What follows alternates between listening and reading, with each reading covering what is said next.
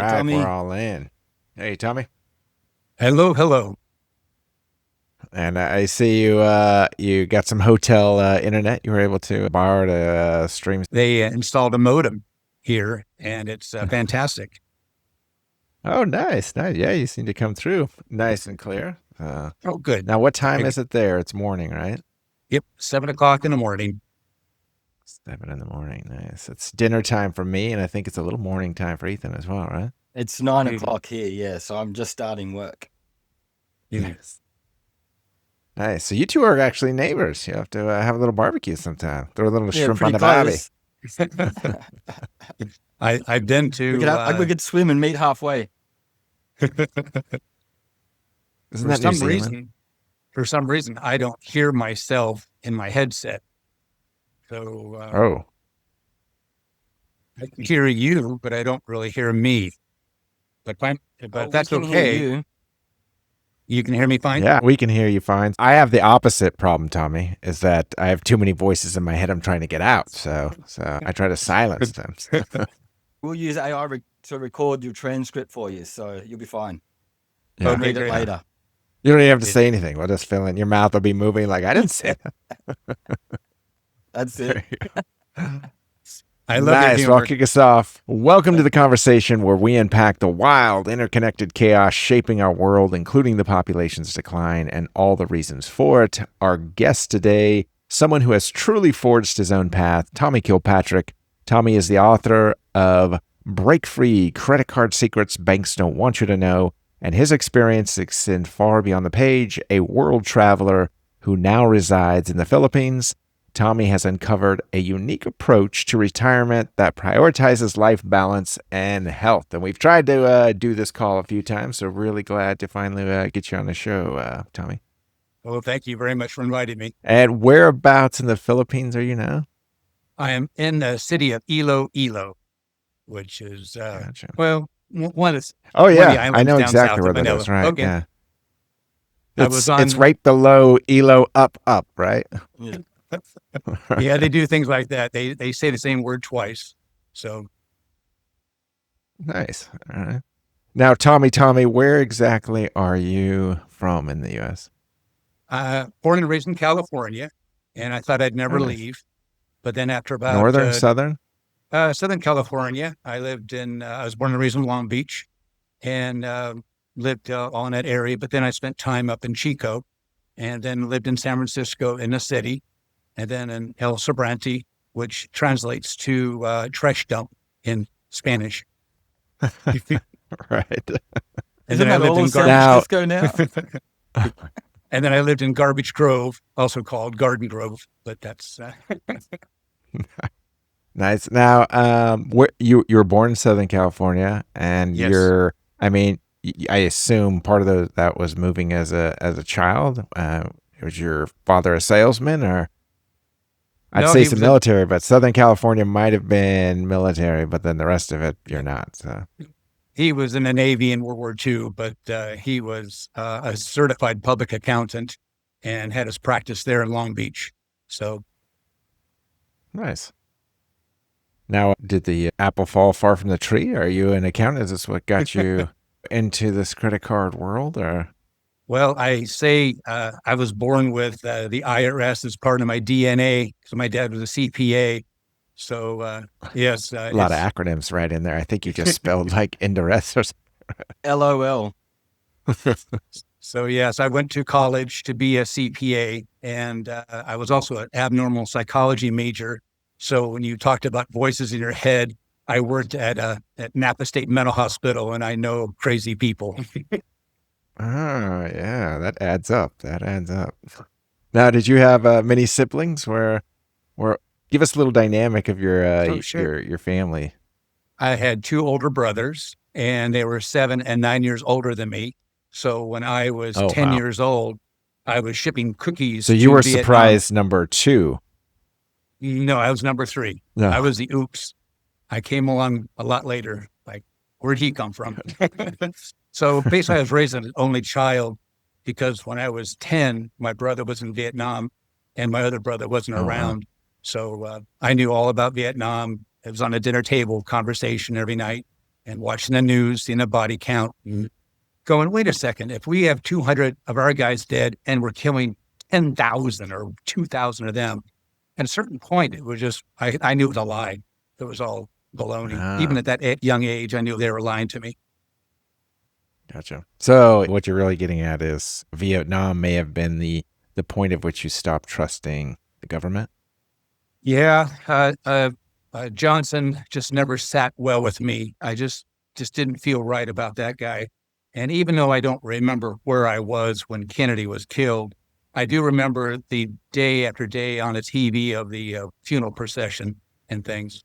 But now I know that actually Nixon was there on that day in Dallas, as so was George W. Bush. So, and he was always with CIA. You're gonna throw one of your own under the bus, man. Nah, Tommy knows. Out of Tommy knows what's California. up. Tommy, you know what's up, bro. I know. I was gonna say, like minds here. Let's before we get deep into the Kennedy assassination. Give us a little flavor. So you grew up with the three brothers. Basically, you're an only child. Your father was an accountant, and that kind of led the path. I mean, where'd you go to school? Did you stay in California? Oh yeah, I graduated high school early, and I had taken classes for smart kids and stuff like that. So I had enough credits to graduate early, and I graduated in January. And then within a couple of months of that, I moved out at 17 to my own apartment, and I had a job. Oh, wow. I was as an insurance investigator. You know, that doesn't happen anymore. A lot of this show is talking about population decline, and now it's like you're in your 30s before you're moving out. So there was an article in the Wall Street Journal just titled "Stay-at-Home Son," and that's a career path, stay-at-home son. So 17's an early move out. Yeah. So I actually had my own car. I had a car contract. I bought a Mazda RX-3. And so even though I wasn't 18, I signed a contract at 17. They took my $1,000 cash and signed me up. So, life was good. My first car was an RX-7. My first car was an RX-7. This is where it starts. I'm starting to find all the God. correlations. Yeah, there's definitely a frequency here. There is. Oh my gosh. When I drove that car, it had two distributors, and one would kick in at about 4,000 RPMs, and it just tore off. The torque just would leap out of your hands, basically, when you're driving that car. It was a lot of fun. It was a Wankel engine, that rotary engine. And I had the one that they didn't do a very good job of it. And after, about 30 or 40,000 miles, it fell apart. That's about Ethan's story with him. At about 40,000 miles, he started to fall apart. I got mine going perfectly the week that I sold it. And then the person that I sold it to ran up the back of someone because it was too fast for him. Yeah. Or the brakes didn't work. One of those two. I think story.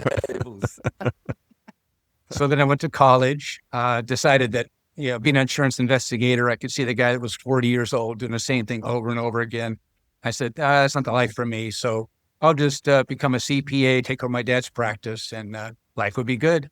So I found a college that was far away, and it was in a small town, so I could focus. And that was Chico, which is in Northern California. And had a great time there, and then moved after about 2 years to San Francisco State and changed my major to social work because I had learned sign language.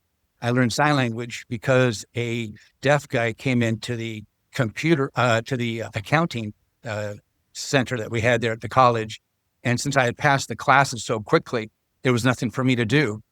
They had a thing where you could take the test. And if you took the test, you didn't have to go to class. You just kept taking the book test. And if you book test out in 3 or 4 or 5 weeks, you had the semester covered because you did the test, you did the work because I knew the material. So then that's where I learned sign language. And I went, I'm more interested in that than abnormal psychology.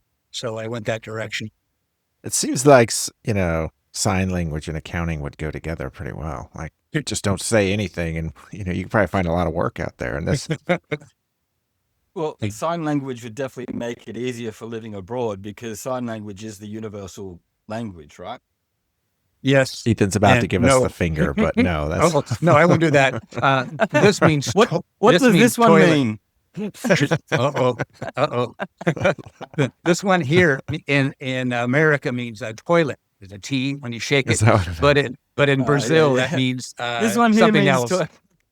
Yeah, ASL is starting to stand out here. So you did sign language instead, went into social work. Now, what sparked social work from accounting? Those seem like two contrasting It's getting interests. both ends. Both ends. It really does. I just got a little fed up with the crazy conservative, all thinking one way point of view. And when I looked at the teachers, there just wasn't what I wanted to be.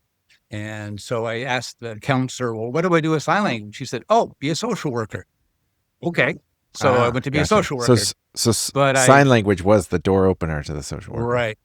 But I Gotcha. never became a social worker. I quit about a class or two before I graduated. So I walked away from that and became an Nice. accountant at a in San So Francisco. You went back. That's good. You Went couldn't back get to what I know. That's a sailing technique, isn't it? That's a sailing technique where Yeah. you It's called tuck against the tacking. wind. That's Yeah. tacking. Yeah. Exact. So I worked for a company there called Cream Jeans. And of course, they were homosexual that were running the show. And I was the only straight one there. And it was very entertaining. Wait, that's the company's name is Cream Jeans? Yes. And they would go to Paris and they would see the latest fashions in denim jeans and they would buy one pair, bring them back, take out all the stitching, make a pattern. And they had basically a sweatshop there in San Francisco. And we would be cranking out. They were knocking off latest, fashion. Right. Within a week or Wow. two of it hitting Paris, we were shipping them to stores all across the country. You're So, a yeah. denim pirate. Yeah, they used to work for Levi Strauss for many years, Where's and the they broke fashion off and did their police? own. Where is the fashion police? Ethan knows exactly where they are. They flash on him constantly. So, Yeah. so you went and became an accountant, adding up how many jeans they did or didn't steal, as far as that. And then you worked for Cream Jeans, is it? Yeah, that Cream was the name of the jeans. company. Okay. Yeah, of course. What else would it be? And their favorite bar was called the White Swallow. So there you go. Oh my! You've been there, Josh. The whole So cream, you've been the whole. there. I've Yeah. definitely been there a few times. I've You've been been there a there, few Josh. times. Yeah, the old swallow at the Cream Jeans. Hot and So you're there for a while. I mean, tell us a little bit. I mean, you did some accounting. So that was your thing. You didn't take over your dad's practice. Now, were you and your No. dad on good terms? You were going to yeah. go back to practice, but you moved out at 17. Okay, so Yeah, good terms. but I was living in San Francisco and had a more of a leftist point of view, and Dad being conservative, so that we didn't really talk much about stuff. Gotcha. But Do you yeah, find then- yourself on the liberal side now? No, I find I myself. was gonna say it in, seems like the He's an old older liberal. we get, He's an old liberal, Yeah. which used to be liberal. Yeah. exactly. Which is now extreme conservative. No. Well, Yeah, if you don't now have a it's heart, communist. Yeah, right. yeah, you're a Nazi, communist yeah. because you have a heart, but then if you don't have a brain, so that's the whole story. But no, I see Okay, things so- very clearly. You stayed with you were still in good terms with Dad, but you Oh, yeah. forged your own way. Did that fancy car get you a lady, or maybe the Cream Jeans company kind of chased them away and you got yourself a buck instead?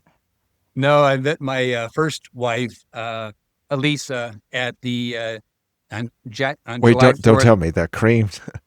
Oh no, it's July 4th, 1976, at a bicentennial Oh, wow. colonies demonstration, and that's where Jim Jones showed up with his busloads. He would have like 3 or 4 buses full of people, and he would come out. Wow, We'd have him history. speak, and then once he was done speaking, he got back in the bus, and 300 people would leave the demonstration.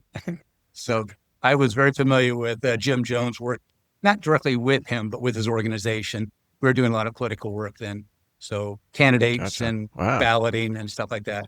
So I traveled to Yeah. Texas to do some balloting for the party, and actually went to that grassy knoll, looked it all over. So Wow. I've done a lot of After investigating and stuff. So yeah, but my position now is very much that because the wife about then my second wife of 20 years, after about 12 years ago, said, get out and take the dog with you. So I became homeless on purpose, and I wanted to feel poverty because I never had felt it before. So I took a vow of poverty. So I'm sure that's how it went down. Like, she kicks you out. You're like, yeah, well, take this. I wanted to be homeless. It was very convenient. Yeah, convenient timing. It really was convenient, and something I've been thinking about, that I had all these possessions that could be taken away from me. And so I just didn't want anything. So I live in a backpack. I still am like homeless, but it's all been choice. And Right. so in that path with God, so now I am quite a believer, not in the sense of a religion, but I just know the definition of create means to produce or to make and to come about. And I was created, so there had to be a creator. So if you're on the side of the creator, you have love, and love in Hebrew means I give. So anybody who's not giving is not loving. So I put them on the side of Satan, even though I don't believe there is a Satan. But people are very, very bad and want to destroy the world. So they're on that side. So I am here doing God's work, which is I'm here to teach farmers how to build dome houses with bamboo Oh, wow. and vertical gardening. And I intend to open up medical clinics, free self-managed medical care clinics, and then teach them how to do it. And I move on to the next farm, the next community. So I am driven by God to do this. We skipped a time period. I mean, I love the passion, but we skipped a time period. So you're married for about 28 years. Mm-hmm. Or you said that was your second wife for 28 years. Yes. And then, how did you end up in the Philippines from there? I mean, she kicked you out and you're like, I don't have a home, so I'll help people build a home, and you go. Well, the short story would be that she kicked me out, and for very good reasons. And so I have a new name, and that means a phoenix. So I am a phoenix. I come out of a fire. And so then what happened is I ended up at a Christian family, evangelical family in Arizona, and I gave them a year, and they had a Is this where you got the Phoenix name? bakery. Mm-hmm. So that's where I had doing a bakery. They had a home bakery. So I gave them a year, and I had some money from a business. And so I bought a motor home and I lived in it. And then when I left, I gave them everything. I emptied out my pockets and gave them all my cash, gave them basically all my possessions, had my dog and my backpack. And a guy from Michigan had bought 2 cars at auction. He's a kind of a body guy. And so he picked up one, but he needed me to go to the other auction site and drive the car and follow him back to Michigan. So when I got into the car with my dog, the people there handed me you're in the car with the drugs, and he's the one on the. Is that how it? No drugs, no. And so the family handed me an envelope. Yeah, you had a double distributor in that car too. Nice. No, sorry, go ahead. No. So they handed me an envelope of money. And so that was very nice. I gave them everything, and they gave me something. Wait a minute. This is sounding sketchy. I've been there. Yeah. I've been there. So then I ended up in Michigan, and then the guy says, well, you can't keep hanging out here. And I said, well, I'm headed east. I'm trying to get a way out of here. And he goes, have you ever heard of couch surfing? I said, no. So we looked up couch surfing, and there was a guy in the neighborhood who said, come on over and sleep on my couch. So there I was, sleeping on a guy's couch. And then he told me about wolfing. WWOOF, and it's a website, and it's called Worldwide Opportunity Organic Farming. So what you do is you find a farm, and they are looking for you. So there was a farm nearby, and we went to visit it, and the lady there told me all about what it's like to be a wolfer, and you have to pick one, either animals or plants. You can't be both. So there's different kind of farms. So I looked up where I was going was in New York. And the guy said, I happen to be going to New York, and I need a driver to help me drive my truck there. He's a contractor. So I helped drive his truck to New York City, and I hung out there for about the day while he did his work. And then he dropped me off at a farm in Connecticut. And this farm had no running water. It had no heat. There was no electricity. It was my kind of place. And right next to it was a Buddhist temple. So the owner of this lived in a hay house.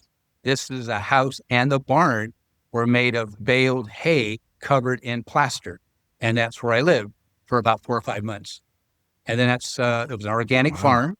So I helped him at the farm stand, and I did sales at the farmer's market. And so I did all the work, Now, all the labor. The Wolf website, are these all American farms?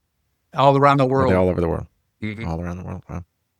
So then from there, I met a lady with a 2-year-old boy, and she said, come to me with Maine. And so we packed up, and I left Was with her. she, did she come in on a donkey by any chance? No, she came in because she's a master gardener. And so he was looking for some help. And so she found me, and she found me attractive, which is very strange. And so off we went to Maine. She was about 30 or so.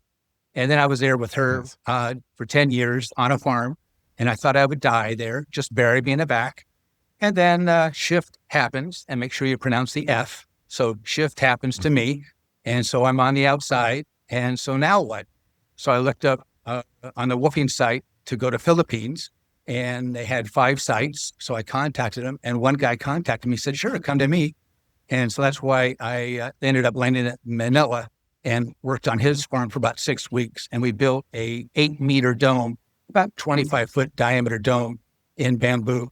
And then that led me into people wanting to do a clinic, and then the vertical farming, and then another wolfing site just the next island over had me there for 3 weeks. And we're going to be doing a workshop in a couple of weeks. And because they didn't have the Wi-Fi, so we didn't have that Wi-Fi, that's why I had to come over here to Iloilo to this hotel that isn't a family home. So it's exactly what I wanted, is to be with people. So I'm learning Hiligaynon, which is a language. I'm into it day 25, and I'm able to walk down the street and speak to people. I may not understand what they're saying, but I can speak, read, and write Hiligaynon, and I'm going to be publishing a book very soon on that language. And I'll just duplicate it for all 50 of the most popular languages. So I'll have 50 books out here probably within about 90 days. And it's a very simple way of learning a new language. So I'm really excited about that. This is fascinating. So, I mean, we're going to let the listeners on a little bit of information here about Tommy that you're going to find very interesting. But before I do that, I really want to put this conversation kind of in setting. And that is, our show, Ethan and I, we really talk about population decline and how that's moving. And one of the big factors that's happening right now is the average 52% of boomers have on average $250,000 in savings for their retirement, which no matter how you look at it, it's not a lot for a few factors. And if you break that down, it splits in a few ways. Men, it ends up being about 270,000 that men have, and about 185,000 if it's women who are single. 250 is actually a couple on average.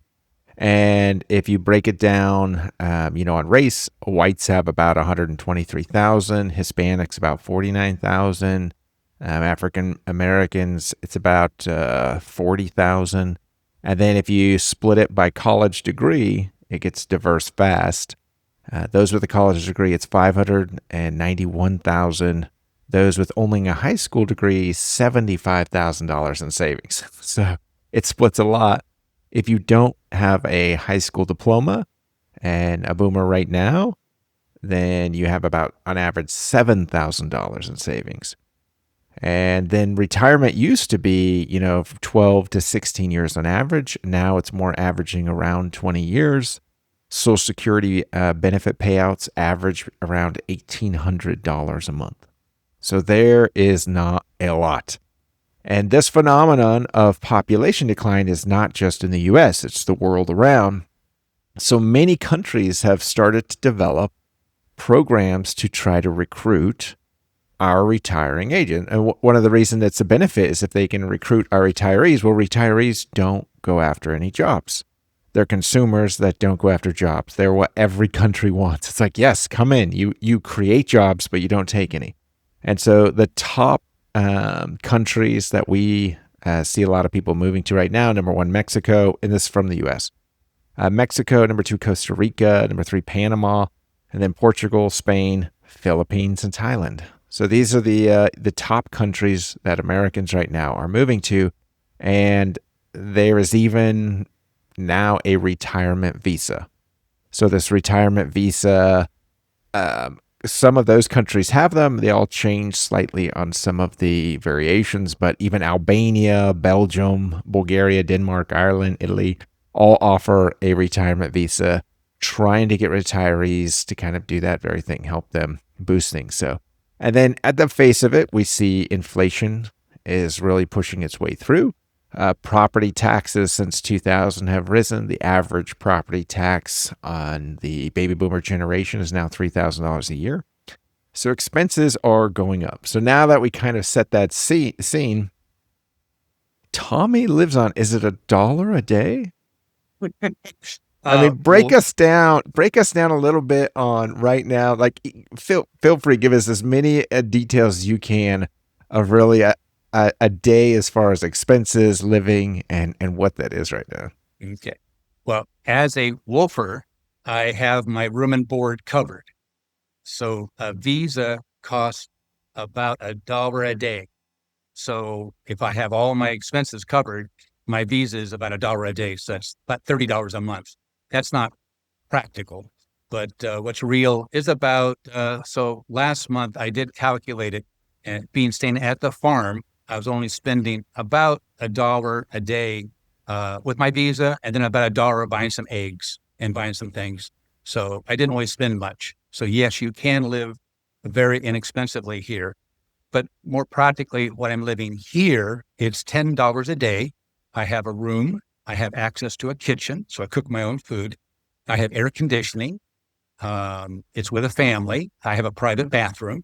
So I'm in a large room. Now we didn't fill this part, slightly moved with the shift with an F, as you said.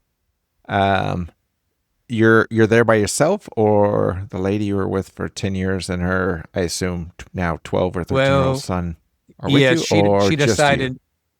Yeah, she just had known about Ho Math, and he's a guy on YouTube about relationships. Had I watched that, I would have never been involved with her. I was coupled, is what the word is now. So Tommy, don't we say that about all relationships? Is it hindsight? Oh boy, oh boy! I didn't see it coming. She was a okay. Covert We won't salt it. Oh narcissist. no, please. So she was a covert narcissist. So she started, she wanted more of the excitement. So she looked for the bad guy. I'm the nice guy. I'm providing the security, the stability, but I'm just not exciting. So she went with a neighbor, and, I had to live there for 4 months with him on the property because I couldn't leave. So I didn't have anything. I didn't have any money. And so finally I was able to escape in a sense. And then with my son. That's an episode. That's an episode right there. Yeah, so I considered him my son. So he and I were going to start a business. And he's 12, 13, or? He's 12 now. So I raised him from 2 until he was about 12. And then, so I had to make money. So I went back to painting. I am a house painter. So I was doing about $30 an hour, but then I started working about 100 hours a week. And so in a matter of short time, about 5 weeks, I had about $15,000. And that was where we could buy 30 acres, 20 acres right on the highway. So we were going to start a business there. And then shift happens, more stuff I don't want to go into, but involved the family kidnapping my son in Switzerland. That just caused all kinds of heck. So about a year in court, dealing with all that, trying to get the FBI involved and doing all what I could. I just had to end up going, I don't have any rights. I'm an ex-boyfriend. So I don't know, Tommy. Your life sounds pretty exciting. I think she's missing out. I'm very colorful. So that's for the decision to move to the Philippines to live gotcha. on my social You're there security. by yourself. So when you talk about these costs, this is a one person. These are one person expenses. Yeah. Gotcha. But then you can be a pair and go to a farm and be wolfing, so you both can live with that room and board covered. But on average here is about $10 a day. And I was in the Philippines, in Manila, when I first landed there. And I was living on $19 a day there. So that would include So my food. that's without room and board, right? So that's with Woof, it's covered, but without it, it would be $10 to $19 a Yeah, day. about $19 to $20 a day. And that was in the city of Manila. It was a very nice hotel, air conditioned. It was in a safe neighborhood. I ate off the street, and it was very good food. And it was only like about $1.50 You're for you mean eggs. And just to be clear, that means you ate street food as in like, Dumpster diving. from a trailer, right? well, it could be We're not dumpster like a diving. no. So Yes, it could be off okay. a cart. Somebody prepared and they this have food there. like Okay. yeah, and or like a little cafe. I was like, well, that's how you live for $1 a day. You can live here for that the much. garbage. Tastes good. Yeah, recycled. It's okay. Okay, so you're eating good food. You get a Oh, yeah. pick of whatever at Yeah, I have. carts or go around street food. Gotcha. Okay. So that's where I'm at now. Is I have access to the kitchen. So I go to the vegetable market. I don't eat meat and I don't eat fish. So I eat vegetables and eggs. And so it costs me about 400 or 500 pesos, which is about $9.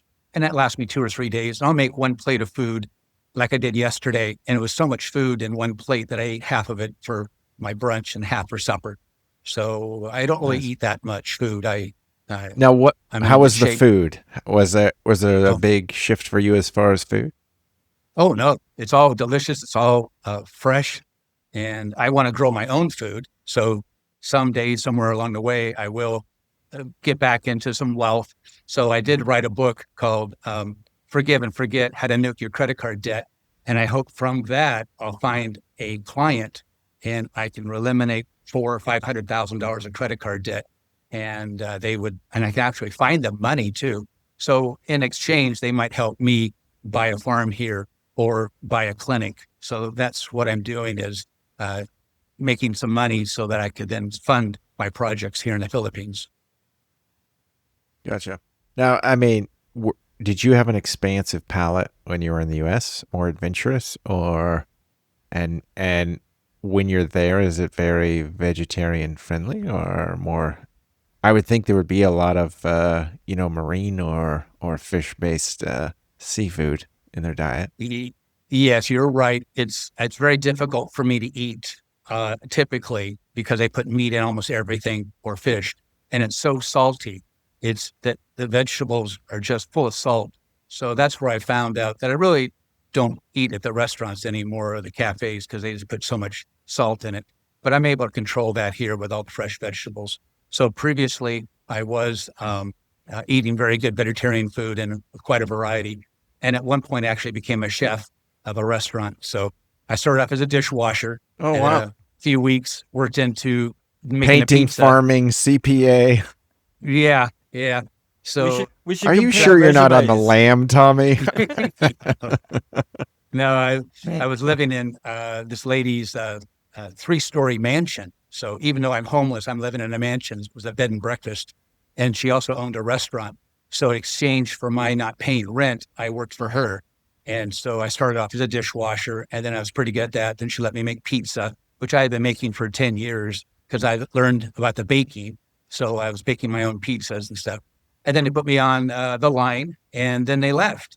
They're Indian. They're Native Americans. And they went off to fish for this particular kind of eel. And only they can do that, and only with a certain kind of net, and only during a few-week period. And they make so much money, like about $100,000 or $200,000, picking up these little tiny eels. They sell them to Japan. That they left me and a waitress, which was also the cashier and a bartender, alone. So they just walked off. So we ran the restaurant for 2 weeks. And so then they came back and said, I put in several hundred hours here. And so she said, well, it's time for you to leave. Went, okay. So then that's when I shifted into the painting to get the money quickly to buy the property, which didn't happen because of all the I things see. that We're not in the went on. Philippines. We're still back in. Yeah. I see. So Gotcha. then that's where I came here. And You're a man of many trades. So when you let's go back to, is it Lolo? What town are you in now? Ilo. Ilo. Ilo, Yeah, ilo, it means ilo, ilo. it means the nose. And what I do is I show the ilo, kids this trick here on my nose. Oh, much better. I crack my nose. So, but it's your teeth. So the kids just walk up to me and they all do that. They all do it. So I've got a gang of kids out in front that always hit me up when I walk out. They all know my name, Tommy, Tommy. So I speak Heligano now. Break your nose. So, yep, I crack my nose for them. It's a lot of fun. You're the no of Eno.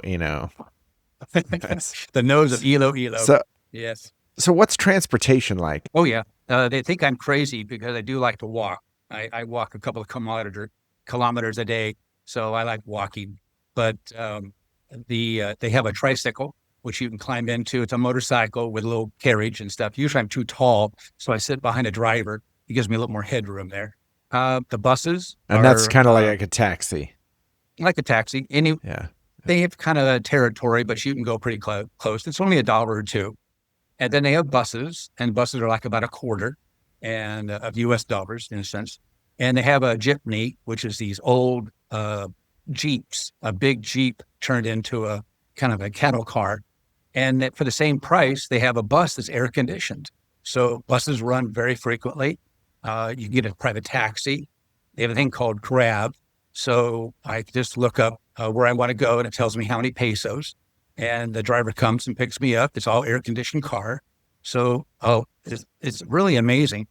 And the people here are so friendly. I was lost one time in Manila, and I had gone left when I should have gone right. And I ended up on these streets in a neighborhood. And I said, where am I? Oh, you're on the wrong side. Go over there. Okay. I started walking. He says, sir, you're going to walk? I said, yeah. No, let me pay for a taxi. A Filipino who'd never seen you before offered to pay to have me. And I said, no, I'm fine. I can walk. So I walked back. But it's just the friendliness and the kindness of the people here. And when you were mentioning those countries to go to, Mexico and Costa Rica, my dad was interested in retiring to Costa Rica. He'd traveled down there several times to check it out. So I'm very familiar with Mexico and Costa Rica. But they speak Spanish. But I spent a month in Spain. They also have the peso. Spanish, so I'm very well with that. But then the Philippines is a English-speaking basic country, even though they have Tagalog. They all learn it in school, so it's always taught. All the signs are in English, and that's the advantage here than any other country, is that it's all in English. Now, in a province, you might find people who have no idea what you're talking about when you speak English, but there's always somebody around that does. And so with my new book I'm coming out with, someone in 30 days can very easily learn the words they want to know and phrases they want to speak, and they'll be able to communicate with people. And knowing some of the responses, because when you say, like, how are you? And they say something, you go, I don't remember. Then you say, Mailan, and they'll go, oh, yeah. Or, okay, Ra. So I go through many of the responses to practice, and they just laugh at me. They think it's wonderful that I'm actually spending the effort to speak their language. Now, when you say English, you mean like American? So Australians wouldn't understand it, but Americans could easily. Well, you know how those Aussies are. You think Americans speak English? No. When I meet someone here from the UK, I say, I know I'm not speaking English. I know I'm not speaking the Queen's English, but I'm just doing a bastardized English. They laugh at me. And what I usually say is, oh, look, there's a white guy. He probably speaks English. And so I do get some responses in English, or I'll get it in Dutch, or I'll get it in German. And so even though they're white, they may not speak the language. But when I was in the island of Bohol, I was at the Chocolate Hills, and I said, look at all the white people, kind of from Blazing Saddles. Look at all the white people. They didn't laugh. I thought the funniest damn thing. There's more white people I've ever seen in one place was at Chocolate Hills. Oh, I thought you were going to say you were the only one. So everybody's like, I am usually the only one. I get a lot of looks. When I'm in a province, I'll get looks and stares. And you look tall. Are you tall? I'm 5'10". So there's a lot of power people. I think that's actually an inch over average. That's tall in the Philippines, Joe. That's very. Yeah, I was going to say. So you're like what a whole. Amazing. I was invited to go to an island, and we passed out 200 sandals to the children, and we cooked food for them to eat, and they took a picture of us, and I'm looking at all the volunteers and me, and I am like a giant. I had never noticed that. I remember reading about Lou Alcindor when I was reading Sports Illustrated. He's now called Kareem Abdul-Jabbar. He said that he never realized he was black until he saw his high school photo of the basketball team. And he was this tall black guy with all the white people. That was the first time he realized that he was black. So it was like my revelation that I was, This is your I'm white like this, moment. I'm a white, big, tall guy. And they find us This whole attractive. time. So this is amazing. So any of the guys in America. So who you are play being on the turned away- play on the Philippines basketball team now. No, they've invited me to play some street games, and no, I'll pass. It's pretty hot. It's about 90, 85, 90 degrees here, so it's just a little too hot for me. But yeah, I'm invited. I try to strategize. There was a guy from California who was living there, and he married a Filipina, and he played basketball. So I said to the short guy, "See how tall he is? You can dribble lower. He can't reach you." Kind of like Manute Bol. Back in the days of the NBA, there's a little guy that could just dribble around the tall guys because they can't get down that low. So use your advantage of being short and get around him. So I help them with strategy here on their basketball. But it's a big thing here. Basketball is very, very important. Wow. Do they lower the basketball? Seems Is like that less fun regulation of a high? game. So, Like I mean, T-ball. it's great where you can go somewhere where you can get away with kind of a general language. The signs are there. That definitely makes getting a ride or public transportation nice and easy. What about like medical? I mean, if you had to go see a doctor, insurance, I mean, give us a little flavor of what it's like to be there for, those type of needs. And, do you end up going to the States or do you feel secure in their system?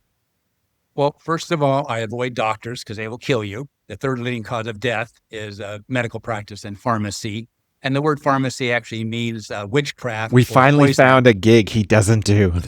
I don't I do thought he was that. going to say, The actually, only- I've got it's my the own only- practice. I'll Yeah. take The it. only thing missing on your resume, Tommy, the only thing missing in your resume, Tommy, is being the doctor. Yeah. I have been asked that many times because I talk about the D-dimer test, the IgG4 test. The D-dimer test talks about the blood clots, and that's where the embalmers are finding blood clots in people. First time ever. And it comes out like coffee grounds, or they're coming out 12 and 18 inches long blood clots. And so I actually went to a funeral home in Manila, and I walked in and I said, "I'm interested in being an embalmer." And they went, "Well, there's an embalming school down the way." Yeah, I haven't got there yet, but I'm just interested in talking to the embalmer. And so she said that He wants to be he's not Dr. here. Dead is where he's after this. So she said, he's not here right now, but she is actually an embalmer. And so I was asking her, is it taking more time? Are you noticing the blood clots? And she didn't know anything about it. She's not practicing anymore. But they actually use a foot pump. So they foot pump the pressure to get the blood out and put the chemical in. It's formaldehyde. So, but I was checking out to see if this is happening. And as I'm reading, it's happening worldwide. And there was a YouTuber in Dumaguete, which I was going to be planning to be interviewed on, and he died on December 19. Now, about 4 or 5 months before, he put a video out bragging about how many vaccine shots he's had, 5 or 6 already. He's fine. There's no problem. It's safe. And then he had another video about a month or 2 later saying, why are all the expats dying suddenly? And then he's interviewed 2 days before he's dead. And the interviewer says, what do you want to see in 2025? He says, I just want to be healthy. He's like 71, no appearance of any kind of health issues. He's got a brand new wife. He's got a new son. He's like about 7 or 8 months old. And so 2 days later, he's dead of a stroke and a heart attack at the same time. And that is where the D-dimer test would have showed him that he had blood clots. And then if he had done the IgG4 test, he would have noticed that his immune system was suppressed. So I have a little bit of a medical background because my wife of 20 years was a nurse. And when I was dating her and going to the hospital, I saw all the nurses, and a fourth of them were Filipina. So I have known that the Filipinas are the medical care. They do give you care. So here in the Philippines, it can be a hit and a miss. You really have to kind of know what you got a problem with and do it yourself, or where do you have to go. So some people do go back to the United States to get the medical care, and I fully understand that. But it's very simple. I can go to pharmacies and you can get prescriptions without having it. You can get the proper drugs. And I went into a veterinarian surgery office and I said, I want some ivermectin. And she said, what do you want it for? And I knew it was coming. I said, cancer. Oh no, you can't use that for cancer. That's black market. We won't sell it to you. I go to the pet store, it's a pet feed store, and I get it right there for about 20 cents. So I had a cold recently. I took ivermectin and HCQ, and within an hour, you feel different. It is a big difference. And many people I'm reading have used it for their cancer. And Mel Gibson was on Joe Rogan, and he said 3 of his friends had stage 4 cancer, and they took ivermectin, and they don't have it anymore. So, I mean, now this is besides the fact that there's many studies to show ivermectin has 0 impact. But I do love the anecdotal evidence. But if we want to go, so it sounds like we can go to Tony the doctor who will fill you with formaldehyde or ivermectin as the embalmer, or you can go to what about any other? I mean, is there a normal I assume there's hospitals and there's kind of a. I mean, is it pretty normal practice? Do you know anyone who's kind of done surgery there or had any type of major, therapy? I mean, there's care. Let's say you needed home. I don't want to say home hospice because that would be the end. But let's say there was home health. You're a senior and you're looking for home health, or you want to do something like that. Like, is there a way to buy insurance? How do you pay for it? What are the costs, and what kind of services are available? Yes, there is insurance here, and it's for expats too, so you can get insurance. And if you have to pay before you're allowed in, basically, you have to prove that you can pay your medical bill. And so that's where you have to have some credit cards to be able to front them. Gotcha. If you have an accident, because you can step off the curb and also get whacked, and there you are in the hospital, and they say pay up first. So you have to pay first, basically, to prove you can pay before you go. But for an example, I had some dental work done, and I had. They don't trust their own work. Like, you may not come out of this surgery. You need to pay in advance. But for my personal example, I had 3 cavities, and I hadn't seen a dentist in about 12 years, and needed a root canal, and that cost about $300, which would have cost $3,000 or $4,000 or $5,000 in the States. I'd say more than that. So I didn't have a root canal, but something similar for $7,500 here. Yeah. So it fixed my teeth. I could eat, and it's perfect. And he was very talented. He became highly recommended. A lot of expats used him. When I was there, he got phone calls from foreigners, but he also said that some of the Saudi people come in and actually have him do their dental work. So there are hospitals, and they're very easily accessible.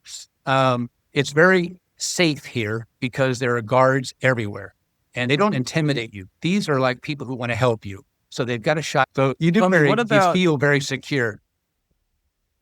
Tommy, what about, you were saying before about it was hard for you to get ivermectin.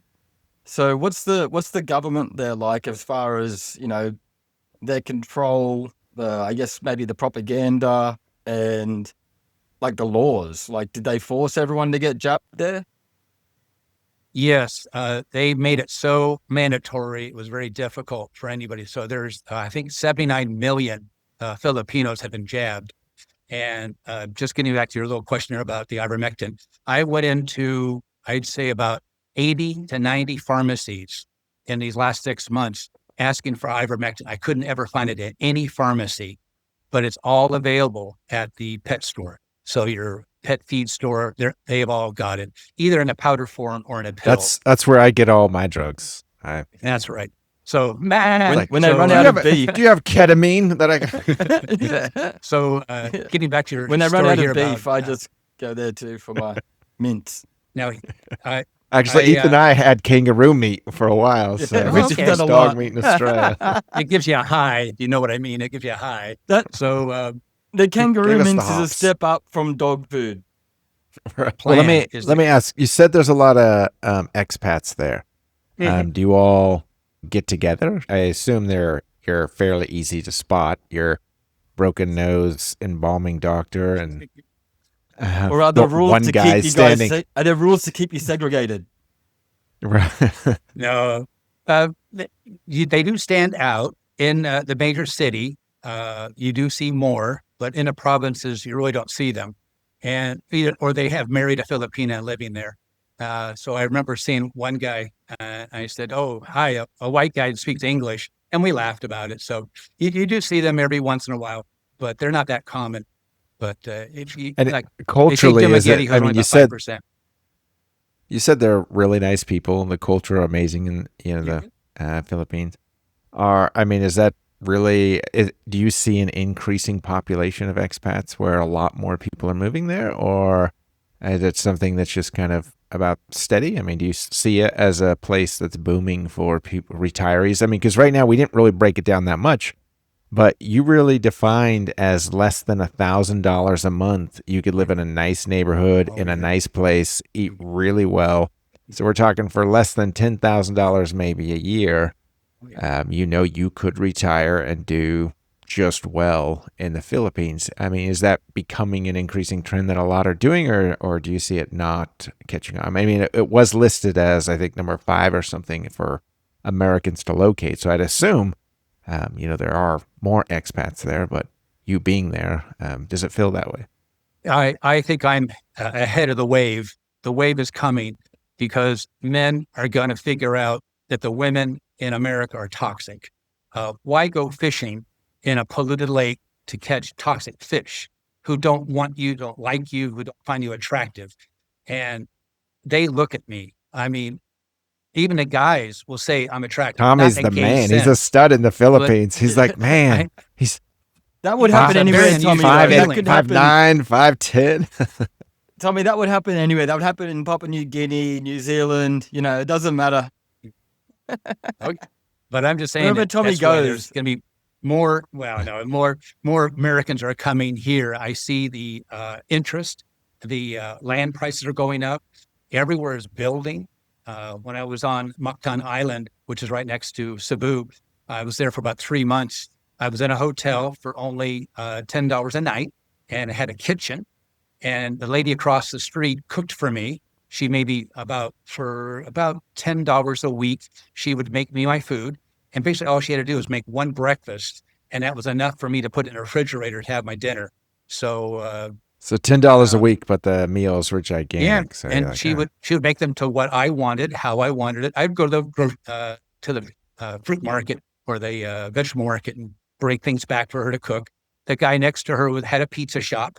And the pizza is quite not desirable here, but he actually made his own dough. And so I loved his pizzas, but I would bring him my vegetables and he would make me my vegetarian pizza. And so, so life is really good here. And I see myself in the forefront.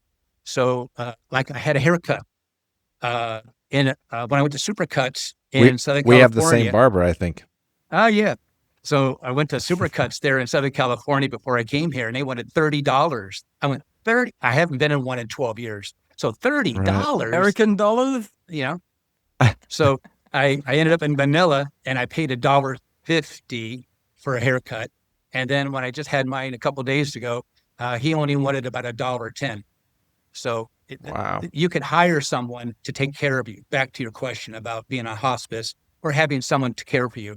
The cost of human labor is very cheap here. It's very affordable. So you can find someone who can take care of you. The hospitals are top notch. You may not have the best care compared to some places in America and the cost. So if you're on Medicare, it's all free and you get the drugs. But then again, they're back into the drugs. So I don't smoke, I don't drink, I don't take drugs, I don't do prescription drugs. So I have a long list of I don't things. I don't swear, so Gotcha. I go to church.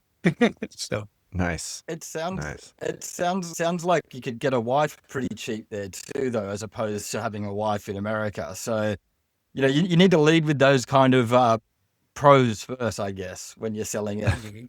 But Well- I understand. I understand. Even here, like it seems like you're in competition with the opposite sex most of the time. Whereas maybe in a culture like that, you're more commonly find a helpmeet, it sounds like, rather than competition Right. There is no in the other competition. sex. And I'm not looking for the 18-year-olds. I'm looking for the grandmother. And so once they reach about 30 or 35, Good to hear, a Tommy. lot of Good to these, hear.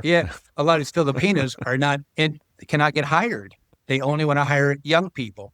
So it's a discrimination here. So, and a lot of them, 98% are Catholic, but are they practicing? That's another question. So there's not a lot of practice here. They have a lot of babies. So the main religion is Catholicism. Like 98%. Wow. So it's very strong. And I was walking one night, and they had a parade, and it went on. I couldn't walk. I could not walk down the street. There was that many people, widthwise. I had to kind of step in a little alcove, and it went on. There must have been 1,000 people there, just marching. It's part of the Good Friday, part of Easter kind of a thing. So, but yeah, But on the other side, you'll find a 40-year-old lady that you find attractive, and she finds you attractive. Then she tells you, "I got a 5-year-old." What? I don't want to raise kids. I've done that twice. I've done, but I don't want to be cuckolded again. I don't want to get involved with somebody. Then some things happen. So, yeah. I want to tell you, it's not as easy as they say. I've been here 6 months, and the Filipinos have no time for you. They really don't. They're working 5 and 6 days a week. And on Sunday is their day off. They do laundry. They go see family. So for you to meet a lady here and spend time with them and spend 6 months, a year getting to know each other, that's just not going to happen. I've had 3 girlfriends, and they all ripped me off. And even though I was aware, even though I was prepared, I've been taken. So they're very good at it. So if they approach you, they're most likely a prostitute or a scammer. So they'll look at you, then you got to make the initiative back. So you have to be very careful here. And that's the word they'll tell you all the time is be careful. Even though I knew, I still got ripped off. So yeah, I'm waiting for the next scammer to come up to me, because I'm going to play it in, get the information, and then go to the police and have her arrested. So I'm on a mission to find these scammers. So he's burned on American women, but he thinks the Filipino lady's still got a chance, even though he's had to pay a large tuition. So I like it. I want to dive into this because a lot of boomers, credit card debt has become an issue. And right now, the silent generation on average has $3,300 in credit card debt. And baby boomers, so those age 60 to 78 right now, have $6,600 on credit card on average right now. Gen X is the most at $9,000, and then millennials at $6,000. It goes down. But you see a lot of those older groups are on credit card debt, and they're just starting, and there's 2 households, so their savings one of them might live longer than the other. There are lots of situations that are going to go on, and so credit card debt is going to be an increasing thing. Now, you wrote a book and you kind of tapped into this, so please give us, if you can, just the short bit of maybe how you can help someone who is facing some credit card debt. Yeah, and in 2004, I had previously written a book on health. And it was so popular that a company approached me to do an infomercial. And so I had a 13-page contract and my father-in-law at the time was an attorney and a judge. So I had it nailed down perfectly.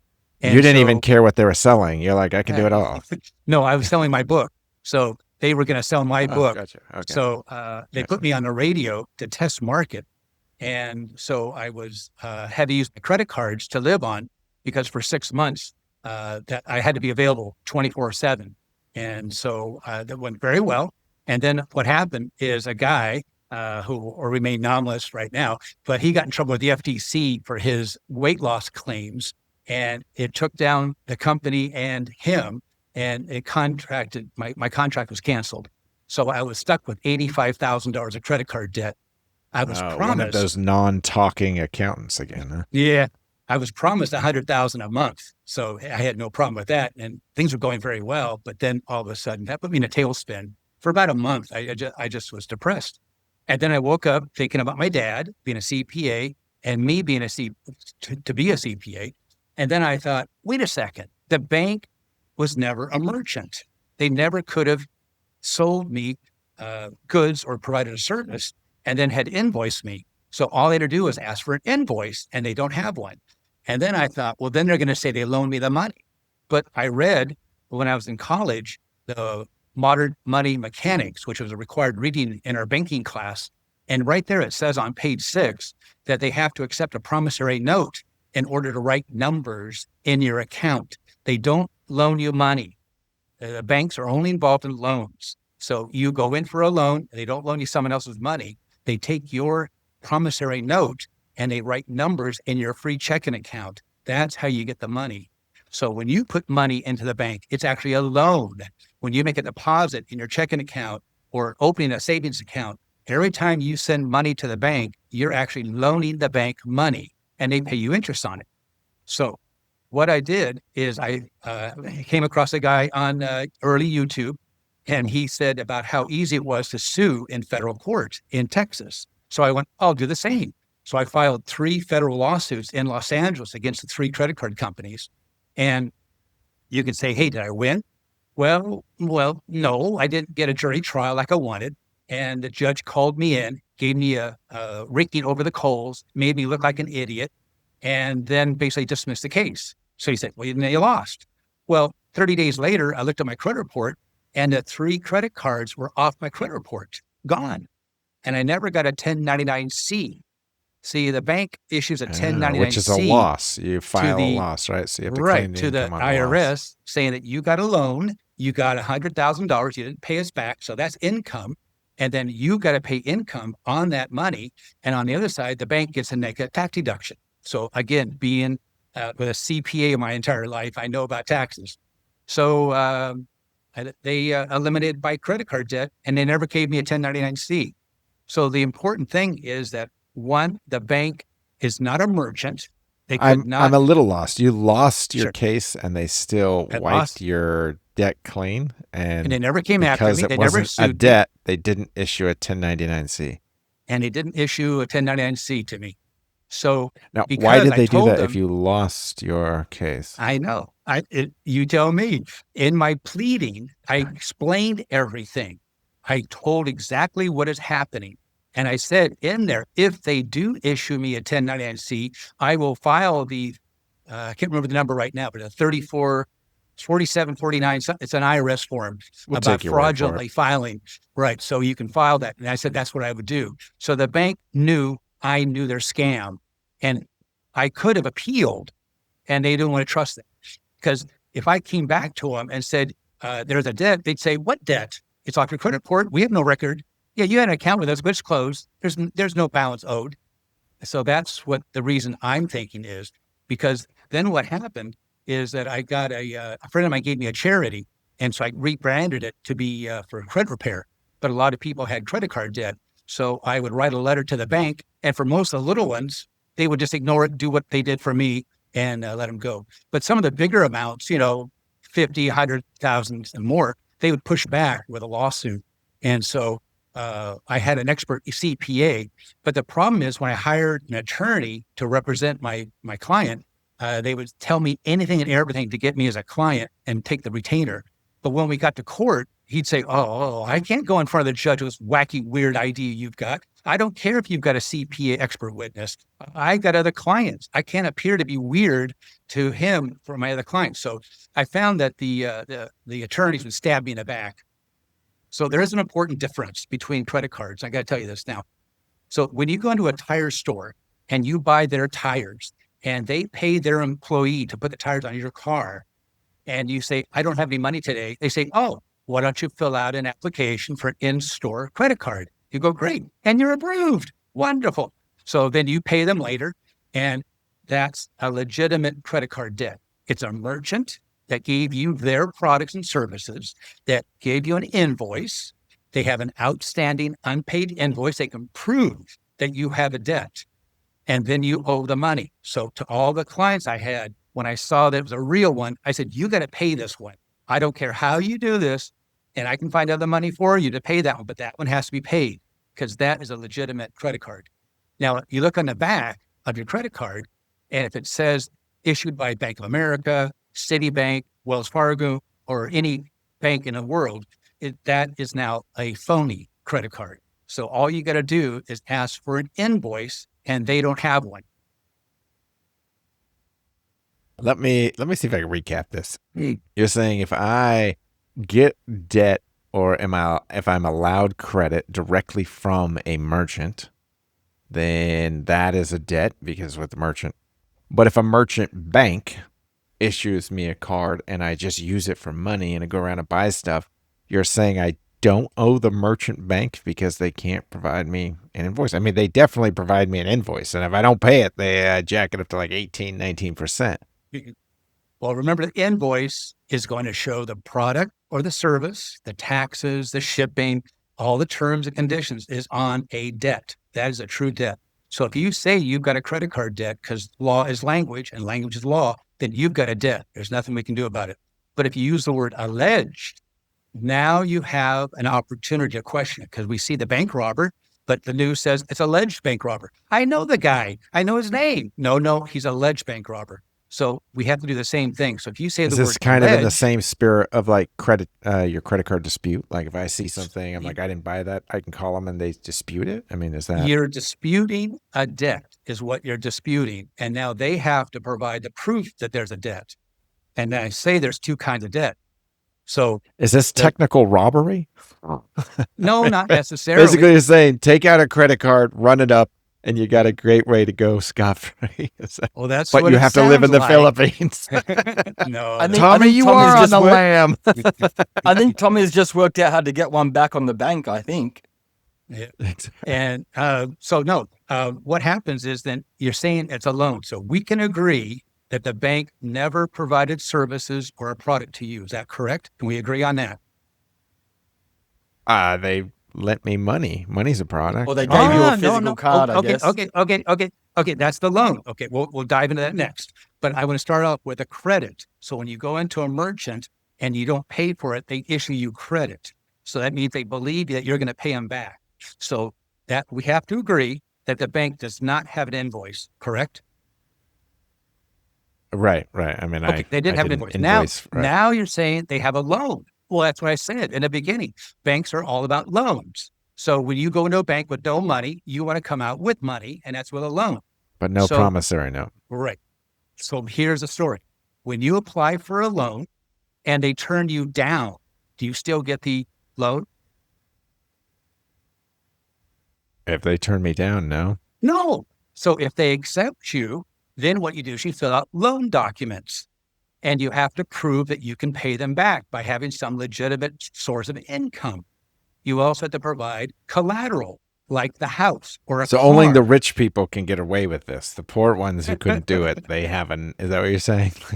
There's he's ways like, that they do it. That's basically true. So, and then you have to also have a credit report to have a history. Your credit score determines your interest rate. And the last thing you do is you sign a promissory note. So you don't need to believe me. I have sent you some show notes to put in there, and your audience can look at these three links. And I want them to send this podcast, this part here, to their CPA and have their own CPA tell them. Don't have to believe me a word I'm saying. Take this to your CPA and say, does the bank have an invoice? And he's going to say, now to think of it, no. Now, did they issue me a loan? Oh, well, in the modern money mechanics, it says right there, you have to accept a promissory note. So this does not work for a home loan. It doesn't work for a car loan. It doesn't work for a personal loan that you signed a promissory note. Okay. So what banks do is they try to get you to be a customer. And how they do that, they have incentives. They will give you a toaster or a wall clock to get you to be a customer. There was a bank in my town that years ago that said, put $25 into an account, keep it there for 90 days, and we will match it. And so what I do on day 91, went into the bank, there was $50 in the account. I took the money out and closed the account. Now, let me ask you a question. Did I rip off the bank? No. I mean, they offered you an incentive. They offered a deal, and rules. I took the deal. I followed the rules, and I walked out. There's a guy, and it's in my link to you. There's a guy on YouTube that says he's made $361 doing exactly what I just said. He said, find the banks that are offering a cash incentive, follow their rules, and close the account, and you're richer. This is $361 or That's what- $361,000? No, $361. So that's what he has made so far. That's not a lot. I'm just telling you. Gotcha. Okay. All right, but he's made some money or doing this. $50. Gotcha. So he's done it many times. Oh, I see. He's I saying, see. Yeah. here's free money. So he's the free money guy. This is exactly the same thing as when you got a $500 you thought was a credit card, but I call it a gift card because you applied, they accepted you, and they mailed you. They gave you a card. That means a gift. So you got but didn't I charge up that card knowing that they're giving me? I mean, I think Ethan's right. I think you figure out a way to put one over on the banks is really what's going on. No, the reason why you the truth. I'm telling you the truth, and the banks are lying. Yeah, no, the reason why it makes sense though too is because I hear a lot from banks that they don't make money on their credit cards, and I don't believe that the money in those accounts is actually considered. So there is a loophole here, and that's why often I hear that the credit cards are just to get the customers to the bank so that they can again give them a house loan, give them a car loan. That's the actual money that they're actually providing, right? So I think Tommy's probably onto something here. I have, because of my accounting background, no one ever stopped to ask. Ethan's already downloading your book, Tommy. You already got a client. I'm getting some credit cards. Tell me which credit cards to get. You said Bank of America. Let me tell you that. So that when you get the credit card, you go to, let's say, Home Depot, and you buy a toilet. Let's say you buy a golden throne. So you're starting to walk out with your golden throne. More expensive, the better. Yeah. And the person at the door says, wait a second, did you pay for that? And you show them the receipt, right? Is Home Depot ever going to send you a bill? No. Well, no, because you bought it on the credit card, right? They were paid that day or the next day. Now, at the end of the month, you get a statement. You said an invoice, but really, they sent you a statement. Is that correct? Making it sound, looking like you owe money. And if you don't pay, you got to pay interest and late fees, and they got all the stuff. So when you get your checking account statement, is that a bill? No. No. I would say yes. It shows how much money you started with. I'm not paying your deposits, your charges, and what's left. So it's exactly the same thing. This is a statement. Now you thought I see the line we've crossed. You and Ethan are call like it a statement. You're not going to argue it in court. They call it a statement. You're just helping justify Ethan's existence. He's like, I've been telling people that's not a bill. Not paying it. Not paying it. I didn't know anyone else had worked this out. I worked this out. So what you do then is you thought it was a bill, and you did the right thing by writing a check out for $500 and you mailed it to the bank, right? Right along? You agree? I did, yes. Yeah, you did. Yeah, that was the first time the bank ever accepted your money. That money into a free checking account associated with that gift card. You think it's a credit card, but it's not a credit card. It was a gift card. You put $500 into your own account. He is right. I'll tell you why you're right, Tommy. I know this because I have some insider information. So yes, a credit card it's not a loan. It's literally like Tommy is saying. It is a gift card from the bank because the way that it's managed from the teller side is they have to manage that $10,000 account, the gift card account. So what you're saying makes complete sense to me. Yes, it's a checking account. So you have been paying all your subsequent purchases with your own money. You loaned $500 to the bank because they did that incentive. Why would they give you $500? Now, all you do Tommy, is you just vindicated Ethan's lifestyle. He's like, I've been living on credit cards for years. This is great. So that's what, what I do is you send a letter to the bank asking them to close your free checking account associated with that credit card. Not the credit card, but now it's a debit card. So the minute you paid into it, what you think is a credit card, which I call a gift card, turns into a debit card. So people understand what a debit card is. You got to pay up front. You just don't get money for nothing. You got to put money in your account and use your debit card. So every subsequent purchase on your credit card has been used with a debit card. And that's what I do. I send a letter in. If it's a small amount, the bank will just ignore you. Give us a little wrap up where people can find you. Tell them a little bit about your book. You can buy it on Amazon. It's called Forgive and Forget: How to Nuke Your Credit Card Debt. And if you send me an email asking for a free 15-minute consultation, I will give you the book for free. It's $69, but I'll give it to you for free.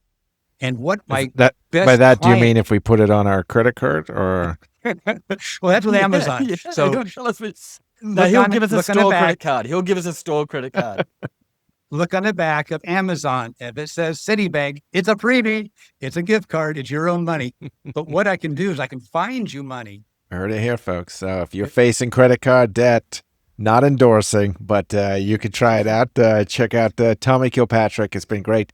You're listening to Hostile Dysfunction, where we unpack the wild, interconnected chaos shaping our world, including the population's decline and all the reasons for it. And our guest today, Tommy Kilpatrick. Tommy, really appreciate you joining us today. This has been fascinating, and I hope we stay in touch. I want to hear about how your hospital doctor rampage through the Philippines goes. You should be an easy one to find, so I imagine we'll. And thank you for the hostility. I was looking forward to it. Thanks, Tommy. Awesome.